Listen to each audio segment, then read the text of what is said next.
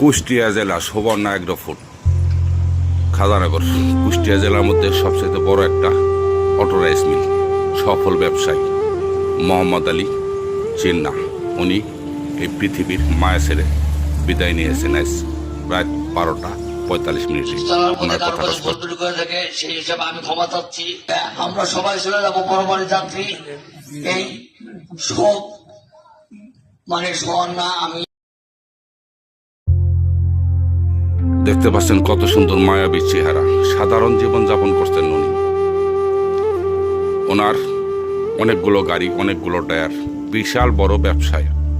বাংলাদেশের এমন কোনো জেলা নেই যে এই জেলাতে সুবর্ণা এগ্রোফুডের, জাহানারা এগ্রোফুডের চাউল নেই। যাই হোক, অনেকেই হয়তো লেনদেনে আছেন, কেউ টেনশন করবেন না। উনি একটা টাকা এই পৃথিবী থেকে নিয়ে যায়নি, সব থুয়ে গেছে।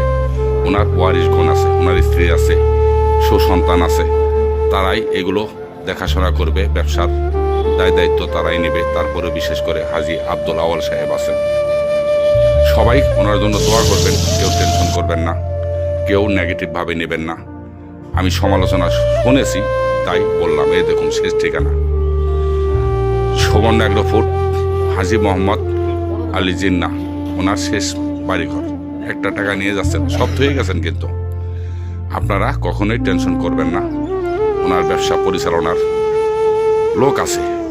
এটা হেড অফিস সুবর্ণা এগ্রো ফুডের, দেখতে পাচ্ছেন। গভীরভাবে এলাকাবাসী শোকাহত, আপনারা সবাই দোয়া করবেন।